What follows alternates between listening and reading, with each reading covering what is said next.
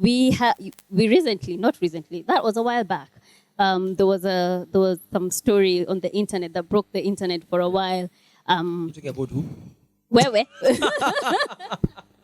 Let me tell you, I always listen to this story like it's the first time. Like you're like, yo, we are still What on are you this. talking about? Anyway, we're not gonna give it much thought, but no pressure, it's cool. But I'm sure our audience, they know what I'm talking about. So first and foremost, how was that tape leaked? Was your system compromised? Did someone hack you, or how was it leaked? I rarely talk about it though, but it's nice that you guys are really dealing with the issue of cybersecurity, because we rarely, and something I tell a lot of DJs and people, everyone basically, your data is not safe on your phone when you delete it. Yeah. You know, it basically, for those guys who maybe understand computers, is like anytime you delete something from your phone off your laptop, it just goes to a virtual trash bin somewhere to pahali. Yeah, it got but to someone. ideally it's not deleted, you know. Yeah. So a weird story happened. I'll tell you the craziest thing. It's like in a movie. Watch any story. Okay. So you heard it here first. unaweza imagine unapata phone call unaambiwa check your Gmail, I've sent you something, like on a password. So you're like, what the hell is this, right? Yeah. Msikia silence kwa room. The room went quiet. Yeah. So go to my Gmail, enter the same password, you know, the instructions.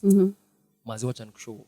You know, the way the image just downloads itself. I'm like, that looks like me. You know what I mean? Wow. Yeah. And I'll be very honest. These are things we did, like say 10. It's been a minute. You know, I was a young kid. You know, back then. So these are the things you honestly, atol kumesahau. That Zico exactly. Kitambo, and you know.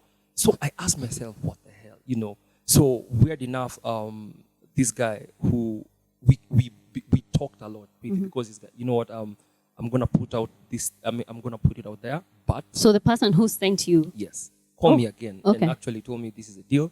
I need $20,000 US. So that's 2 million bob. That's crazy. Wow. Right? Yeah.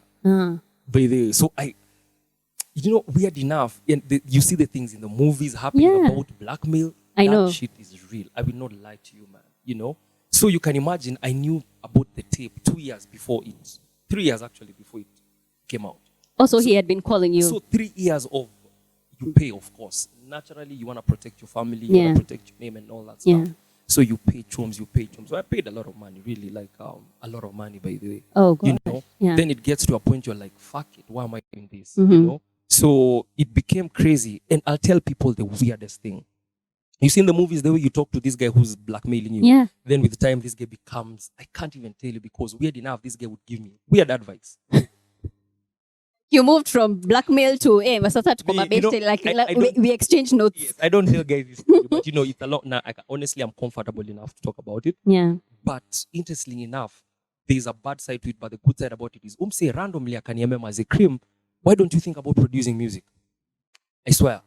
Now, if you don't understand what production is, because he's a smart guy, that's what I came to understand. So if you don't understand production is, I'll do for you some research. Yeah. Guy goes, does research, who's a producer, what you should do, get the young artist out there. You're a big DJ, you have the vibes, you have Nini. You have the name, you have the brand. And so that's what ended up producing Kufaju, by the way, you know.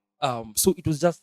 Oh, so there was a silver lining on... It's always stuff, you know. There was a silver lining in that story. So, you know, those guys who tell you, I think, try... what else did he tell me? He wanted me to do this EDM thing whereby, like, I traveled to Amsterdam a while ago. Yeah. And these DJs, Akina, Martin Garrix, Avicii, rest in peace. You know, these guys, their and shows, they have crazy, you know, crazy the guy will give you such suggestions. So, unaona, weirdly enough, unimse, hata kama ilikuanga na blanda, you look, there's a good part about it, you know. But let me tell you the shocker now, true story. This guy later on tells me, but they have a reason why I did what I did. So he needed a proposal, but it's some crazy stuff that you wouldn't even believe. This guy who hacked my system had a project and he needed chums. Yeah. So because I gave the guy over 600,000 for oh it's a lot wow, of that's money, a lot of money. Yeah, roughly. That's a lot of money. You know, so he's like, I made a pitch. Randomly he called me, I did a pitch. My job got accepted. You know, I am just so grateful. One day I'm gonna give you that money. I just hope it does. 600 is a lot of That's chums. a lot of you know, tubes, yeah. wherever you were But listening to. personally, I don't have hard feelings. Yeah. You know, at the end of the day, it really put me in a bad light out there. Because, you know, everyone has skeletons, you know, like real talk. Yeah, And at the end of the true. day, no one wants their personal stuff to be seen. I realize I have folks, I And you have kids, family. and Yeah. the thing that's stressing me right now is there's a future. My kid is a genius in computers. He will He will stumble that. Exactly. You know what I mean? So it's still the it's gonna digital harm me. footprint is still there. So exactly. So what it did, it actually messed me up in terms of my it was not the easiest of times, you know. But I'm grateful that I have a supportive family. Yeah. I have a supportive wife. I have a supportive wife. And my fans they really held me down. I'll be very honest, because a lot of guys would judge. A lot of guys were like, and you were trolled so much on the internet. The best part about it is I have an amazing team as well, because what my team did the first time that thing came out, they locked me out of all accounts.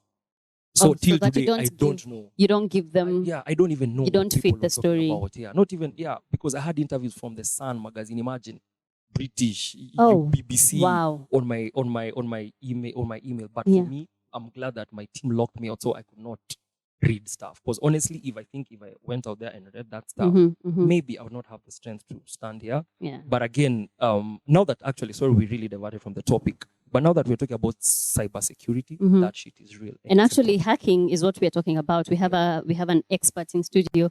I hope you'll get time to watch it and figure out how you can protect yourself, protect your data, protect even your machines from such kind of incidences from happening. Because that was a ride. Don't record that shit. Yani hata tukasema sijui stories za cyber security sijui nini taking care of data, just don't record that stuff, because someday someone is gonna find it.